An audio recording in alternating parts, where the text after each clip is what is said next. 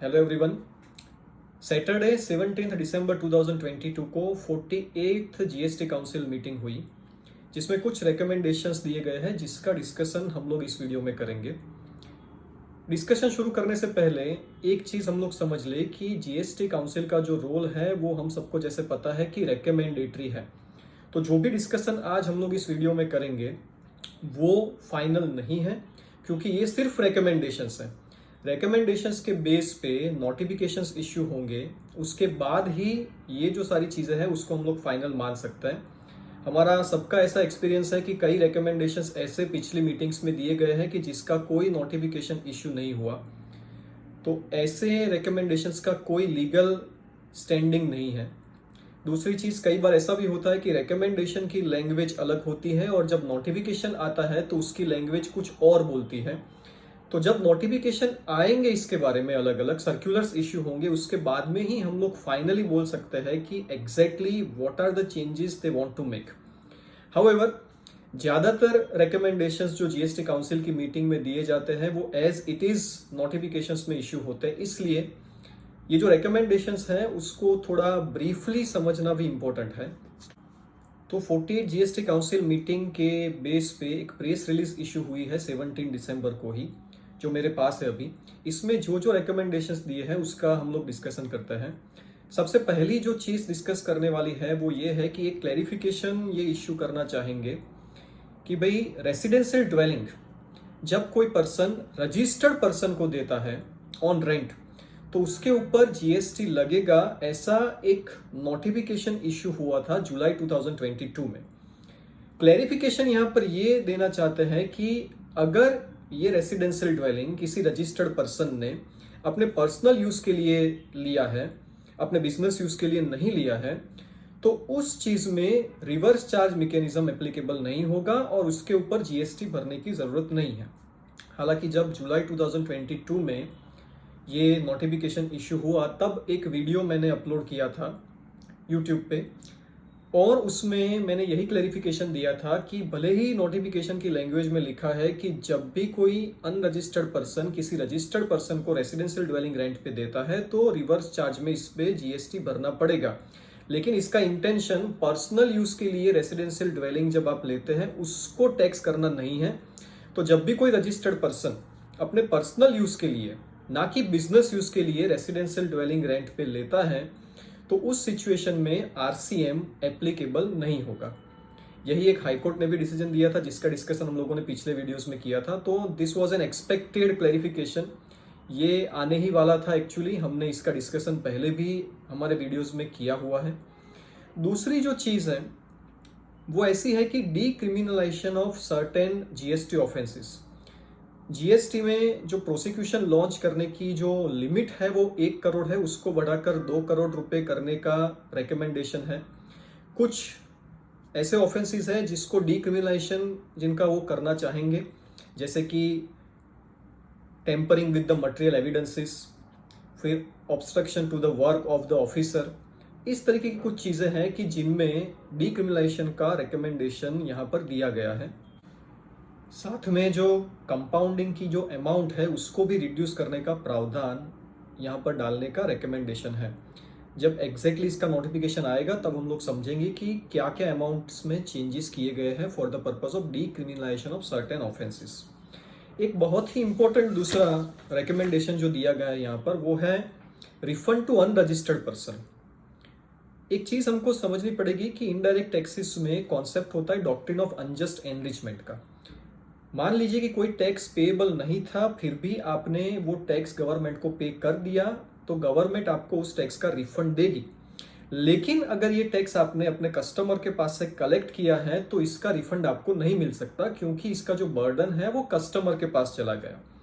उसका रिफंड मिलना चाहिए कस्टमर को, क्योंकि customer is a person who has borne this liability. Section 54 भी आपके लिए ये मैंडेटरी प्रोविजन नहीं रखता है कि आप रजिस्टर्ड पर्सन है तो ही आपको रिफंड मिलेगा, लेकिन जो प्रोसीजर है उसमें अनरजिस्टर्ड पर्सन को रिफंड देने का कोई प्रावधान नहीं है। तो एक ऐसा रिकमेंडेशन यहाँ पर दिया गया है कि भाई अनरजिस्टर्ड पर्सन जो है, जिसने एक्चुअली टैक्स का बर्डन जिसके ऊपर आया है और वो गलत टैक्स जिसने पे किया है, उसको इसका रिफंड मिल पाए, ऐसी कोई प्रोसीजरल चीज़ें यहाँ पर लाई जाए, ये रिकमेंडेशन है। जब सर्कुलर इश्यू होगा इसके बारे में, तब हमको पता चलेगा कि एग्जैक्टली क्या प्रोसीजर हमको फॉलो करनी है for getting the refund by the unregistered person. इसके साथ एक और जो 47th पिछली जीएसटी काउंसिल मीटिंग हुई थी, उसमें रिकमेंडेशन दिया गया था कि भाई आजकल जो छोटे डीलर्स होते हैं, छोटे बिजनेसमैन होते हैं, वो भी इलेक्ट्रॉनिक कॉमर्स ऑपरेटर के थ्रू, अमेजोन हो गया या फ्लिपकार्ट हो गया, उनके थ्रू अपना सप्लाई करते हैं। जो हमारी सेक्शन 24 है वो हमको ऐसा बोलती है कि अगर आप इलेक्ट्रॉनिक कॉमर्स ऑपरेटर के थ्रू अगर सप्लाई करते हैं तो irrespective of the amount of your turnover आपको रजिस्ट्रेशन जीएसटी में लेना पड़ेगा। तो अगर 1 रुपए का भी मैं इंट्रा स्टेट या इंटर स्टेट कोई भी गुड्स का सप्लाई करता हूं थ्रू इलेक्ट्रॉनिक कॉमर्स ऑपरेटर, तो मुझे इसमें जीएसटी का रजिस्ट्रेशन लेना पड़ेगा। दूसरी चीज, if I am supplying through electronic commerce operator तो मुझे कंपोजिशन स्कीम का बेनिफिट नहीं मिल सकता, ऐसी प्रोविजन है प्रेजेंट जीएसटी लॉ में। तो नीड ऑफ द आवर ऐसी लगी 47 जीएसटी काउंसिल मीटिंग में, जैसा बोला गया है कि भाई छोटे टैक्स पेयर्स जो है वो भी इलेक्ट्रॉनिक कॉमर्स ऑपरेटर्स के थ्रू सेल करते हैं, तो उनको रजिस्टर्ड ना करवाएं हम लोग। 20 लाख तक का अगर उनका सेल है और अगर वो इलेक्ट्रॉनिक कॉमर्स ऑपरेटर के थ्रू सप्लाई कर रहे हैं तो उनको एग्जम्प्ट किया जाए रजिस्ट्रेशन की रिक्वायरमेंट में से। उनको ये भी फैसिलिटी दी जाए कि कंपोजिशन स्कीम में अगर उनको जाना है, जो थ्रेशोल्ड से कम का अगर उनका सप्लाई है और कंपोजिशन स्कीम में जाना चाहता है तो कंपोजिशन स्कीम में भी जा पाए। तो ये करना चाहिए, ऐसा डिस्कशन हुआ था 47 जीएसटी काउंसिल मीटिंग में। लेकिन ये करने के लिए जीएसटी लॉ को अमेंड करना पड़ेगा, कुछ रूल्स बदलने पड़ेंगे, इन सारी प्रोसीजर में टाइम जाने वाला है। तो यही चीज क्लैरिफाई की है 48 जीएसटी काउंसिल मीटिंग में कि ये चीज वो लाना चाहते हैं, लेकिन 1 अक्टूबर 2023 से शायद इसको इम्प्लीमेंट किया जाए, क्योंकि इसकी जो प्रोसीजर है वो जरा लंबी प्रोसीजर है। लॉ को अमेंड करना पड़ेगा, इसके लिए रूल्स को अमेंड करना पड़ेगा। लेकिन एक चीज हम लोग समझ ले कि ये प्रोविजन आएगी जो कि बहुत ही अच्छी है छोटे टैक्स पेयर्स के लिए। इसके साथ में ही शेड्यूल 3 जो है, जिसमें कुछ लिस्ट दिया गया है, the things which are neither supply of goods nor supply of services. उसमें ऐसी चीजें थी कि हाई सी सेल्स अगर आप करते हैं, वेयर हाउसिंग ऑफ जो गुड्स है उनका अगर आप सप्लाई करते हैं तो उसको neither supply of goods nor supply of services माना जाएगा और उसके ऊपर जीएसटी नहीं लगेगा। हालांकि ये प्रोविजन एप्लीकेबल हुई है 31 जनवरी 2019 से। तो क्वेश्चन यहाँ पर ये था कि 1 जुलाई 2017 जब से जीएसटी एप्लीकेबल हुआ तब से लेके 31 जनवरी 2019 के पीरियड के बीच में क्या ये सप्लाई टैक्सेबल होगा या नहीं होगा। यहाँ पर रिकमेंडेशन ऐसा दिया गया है कि एक क्लैरिफिकेशन इश्यू होगा कि 1 जुलाई 2017 से लेके 31 जनवरी 2019 तक का भी अगर इन चीज़ों का सप्लाई है तो उसके ऊपर टैक्स नहीं लगेगा। हालांकि एक और चीज़ यहाँ पर बोली गई है कि आपने अगर टैक्स का पेमेंट कर दिया है ऑलरेडी तो उसका आपको रिफंड नहीं मिलेगा। So this is what has been recommended here. इसके साथ में एक बहुत ही डिबेटेबल प्रोवाइजो है सेक्शन 16 में, जिसमें ऐसा बोला गया है कि इनवॉइस की डेट से 180 दिन में अगर आपने अपने सप्लायर को पेमेंट नहीं किया तो आपको अपने इनपुट टैक्स क्रेडिट को रिवर्स करना पड़ेगा। तो इसका जो रिलेवेंट रूल है वो है रूल नंबर 37। रूल 37 में अमेंडमेंट करके इन्होंने ऐसा रिकमेंडेशन दिया है कि भाई रूल 37 को ऐसे अमेंड किया जाए कि भाई प्रपोर्शनेट अमाउंट ही आपको रिवर्स करनी पड़ेगी, नॉट द फुल अमाउंट, जो बिल्कुल लॉजिकल है कि अगर आपने पूरा पेमेंट नहीं किया है तो पूरा आईटीसी आपको रिवर्स करना है। लेकिन अगर आपने मान लीजिए कि 50% नहीं किया है पेमेंट तो 50% ही आईटीसी आपको रिवर्स करनी पड़ेगी। दूसरा एक रिकमेंडेशन ऐसा दिया गया है कि एक रूल इंसर्ट करे जिसको हम लोग बोलेंगे रूल नंबर 37 कैपिटल ए, जिसमें एक मैकेनिज्म दी जाए कि ये किस तरीके से रिवर्सल होगा। फिर जब भी सप्लायर को आप पेमेंट करोगे तब रीअवेलमेंट ऑफ द आईटीसी किस तरीके से होनी चाहिए, इसके बारे में डिटेल प्रोसीजर जो है वो रूल नंबर 37 कैपिटल ए के थ्रू इंसर्ट की जाए, ऐसा भी एक रिकमेंडेशन है। जब ये रूल्स इंसर्ट होंगे तब हमको एग्जैक्टली पता चलेगा कि क्या प्रोसीजर हमको फॉलो करनी है। इसके साथ में कंप्लायंस इसको स्ट्रीमलाइन करने के लिए कुछ रिकमेंडेशंस हैं, उसको डिस्कस करें। उससे पहले कुछ छोटे छोटे रिकमेंडेशंस है, उसका जल्दी से हम लोग डिस्कशन कर लेते हैं। एक तो सब रूल नंबर 3 ऑफ रूल 108 और 109 को अमेंड करने का रिकमेंडेशन है कि जिसमें डिटेल प्रोसीजर दी जाए कि जब भी आप अपील फाइल करेंगे तो certified copy of the original order आपको कैसे देना है और उसका एक्नॉलेजमेंट किस तरीके से अपीलेट अथॉरिटी आपको देगी। यहाँ पर इनका ऐसा बोलना है कि इसकी वजह से अपील का जो प्रोसेसिंग है वो जल्दी हो पाएगा। हालांकि काफ़ी हाई कोर्ट बोल चुकी है कि भले ही रूल नंबर 108 में सर्टिफाइड कॉपी को अपीलेट अथॉरिटी को सबमिट करना कंपलसरी है, लेकिन ये हाइपर टेक्निकल रिक्वायरमेंट है और अगर आपने ये कॉपी सबमिट नहीं की है फिर भी appeal should have been accepted. तो ये काफ़ी हाईकोर्ट ने बोला है। हम लोग देखेंगे कि क्या अमेंडमेंट आता है रूल नंबर 108 और 109 में। 109C नंबर का एक रूल इंसर्ट करना चाहते हैं जिसमें प्रोविजन ऐसी दी गई है कि भाई आप अपनी अपील को विड्रॉ कर सकें। सो अपील फाइल करने के बाद अगर हमको लगता है कि किसी रीजन से हमको अपील को विड्रॉ करना है तो ये फैसिलिटी भी यहाँ पर दी जाएगी, जिसकी वजह से लिटिगेशंस कम हो सकते हैं। इसके अलावा काफ़ी और भी क्लैरिफिकेशंस हैं जिसमें बोला गया है कि भाई रूल नंबर 12(3) को अमेंड किया जाए कि जिससे सेक्शन 51 और 52 TDS और TCS कलेक्ट करने वाले जो टैक्स पेयर्स हैं, जो रजिस्टर्ड पर्सन हैं, उनको अपना रजिस्ट्रेशन अगर सरेंडर करवाना है, कैंसिल करवाना है तो वो प्रोसीजर इसमें दी जाए। एक बहुत ही इंपॉर्टेंट रिकमेंडेशन है regarding section 12(8) subsection 8 of the IGST act, जिसमें ट्रांसपोर्टेशन ऑफ गुड्स के केस में what will be the place of supply उसके बारे में बात की गई है। इसमें ऐसा बोला गया है कि अगर रजिस्टर्ड पर्सन है सामने वाला तो उसका place will be the place of supply. Unregistered है तो जहां से आप गुड्स को ट्रांसफर कर रहे हैं, जहां से आप गुड्स को ट्रांसपोर्ट कर रहे हैं, that will be the place of supply. एक चीज समझनी हमको जरूरी है कि सेक्शन 12 जो है IGST की वो एप्लीकेबल होती है जब सप्लायर और रिसिपिएंट दोनों का जो प्लेस ऑफ बिजनेस है वो इंडिया में है। अगर दोनों में से किसी का भी प्लेस ऑफ बिजनेस इंडिया से बाहर है तो उसके लिए सेक्शन 13 एप्लीकेबल होती है।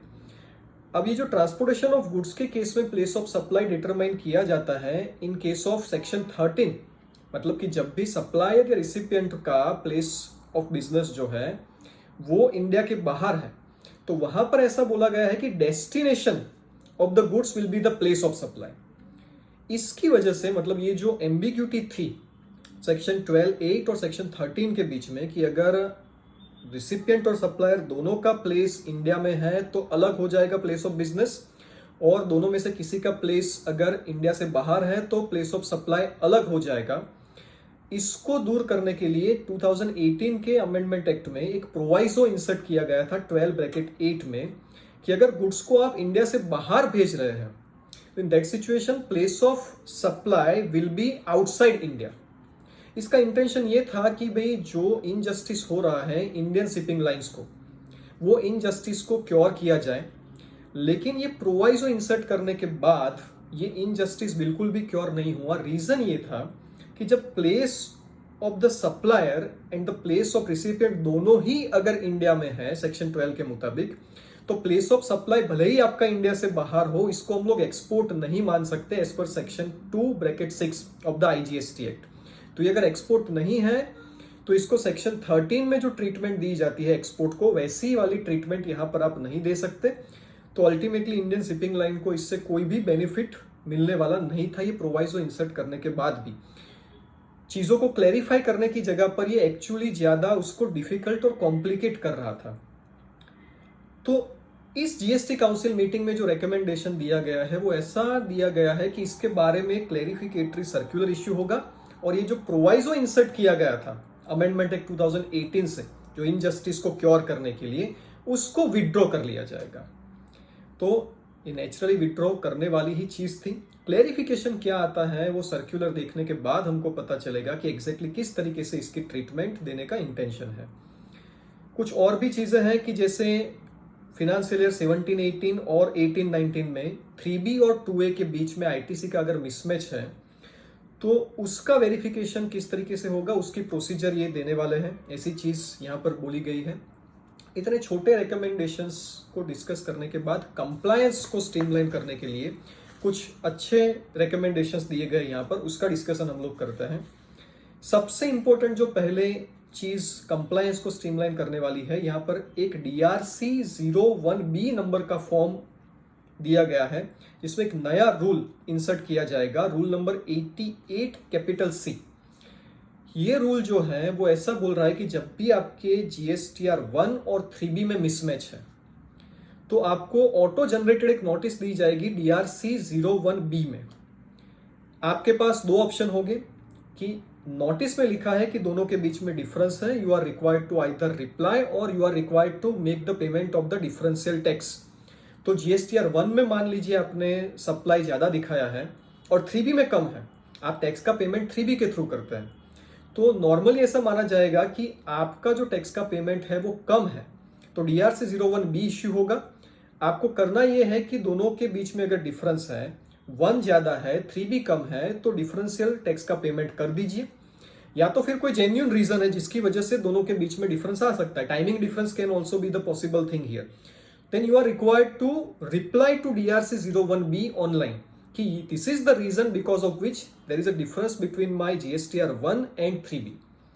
मान लीजिए आपने रिप्लाई भी नहीं किया और आपने टैक्स का पेमेंट भी नहीं किया, तो उस सिचुएशन में यहां पर रिकमेंडेशन ऐसा दिया गया है कि नेक्स्ट पीरियड का GSTR 1 आप फाइल नहीं कर सकते।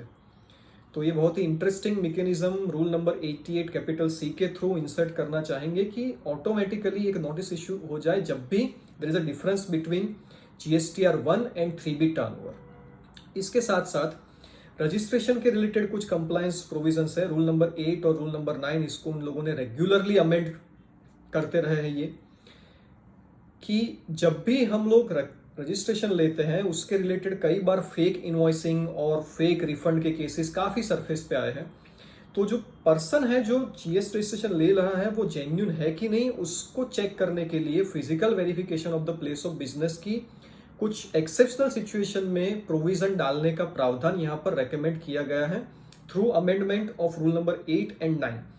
दूसरा, CBDT के डेटाबेस से आपका फोन नंबर पान के साथ जो लिंक है उसके ऊपर OTP से ऑथेंटिकेशन किया जाए, ऐसी एक रिकमेंडेशन भी है, जिसकी वजह से किसी और पर्सन का पान लेके फ्रॉड करने वाले लोग जो किसी और के पान से रजिस्ट्रेशन ले लेते हैं, रिफंड लेते हैं और फिर भाग जाते हैं, इन चीजों को कम किया जाए, ऐसा भी एक रिकमेंडेशन है। एक और इंपॉर्टेंट चीज है रूल सेक्शन नंबर 37, 39, 44 और 52। 37 है GSTR 1 के बारे में, 39 आपका 3B, 44 एनुअल रिटर्न और 52 जो TCS के रिलेटेड रिटर्न है। इसमें आप कब तक ये रिटर्न फाइल कर सकते हैं उसकी कोई मैक्सिमम टाइमलाइन नहीं है। अमेंड करने की टाइमलाइन है, लेकिन कब तक इसको आप फाइल कर सकते हैं उसकी टाइमलाइन नहीं है। यहाँ पर रिकमेंडेशन ऐसा दिया गया है कि इन सारे रिटर्न्स को फाइल करने की मैक्सिमम टाइमलाइन डिसाइड की जाए, जो कि ड्यू डेट से 3 साल तक हो सकती है। तो 3 साल के अंदर अपने को ये रिटर्न फाइल कर ही देना है, otherwise we can not file this returns, ऐसा प्रोविजन डालने का रिकमेंडेशन यहाँ पर दिया गया है। दूसरा, एक non taxable online recipient and online information database access and retrieval services, ये काफी डिबेटेबल चीजें हैं IGST एक्ट में। तो ये जो लिटिगेशंस इसके रिलेटेड होते हैं, ये जो सारी कॉम्प्लेक्सिटीज होती है इनके रिलेटेड, उसको मिटिगेट करने के लिए इनकी डेफिनेशन में अमेंडमेंट करने का रिकमेंडेशन दिया गया है। जब भी एक्ट अमेंड होगा और ये डेफिनेशन अमेंड होगी तब हमको पता चलेगा कि एग्जैक्टली डेफिनेशन में ये क्या चेंजेस करना चाहते हैं। तो काफी इंटरेस्टिंग रिकमेंडेशंस दिए गए हैं इस 48 GST काउंसिल मीटिंग में। ज्यादातर रिकमेंडेशंस ऐसे हैं कि जो क्लैरिफिकेशन के नेचर में है, जब इसका क्लैरिफिकेशन आएगा तब हमको पता चलेगा। कुछ इंपॉर्टेंट रिकमेंडेशन ऐसे भी है कि जिसमें एक्ट को अमेंड करना पड़ेगा, तो जब एक्ट अमेंड होगा तब हमको एग्जैक्ट पता चलेगा कि क्या इसका इफेक्ट होगा। उस टाइम पे हम लोग अलग वीडियो में उसका अलग डिस्कशन करेंगे। इतनी चीजों के बारे में कोई भी क्वेरी है, क्वेश्चन है आपके माइंड में, तो आप कमेंट बॉक्स में लिख सकते हैं। Thank you very much friends.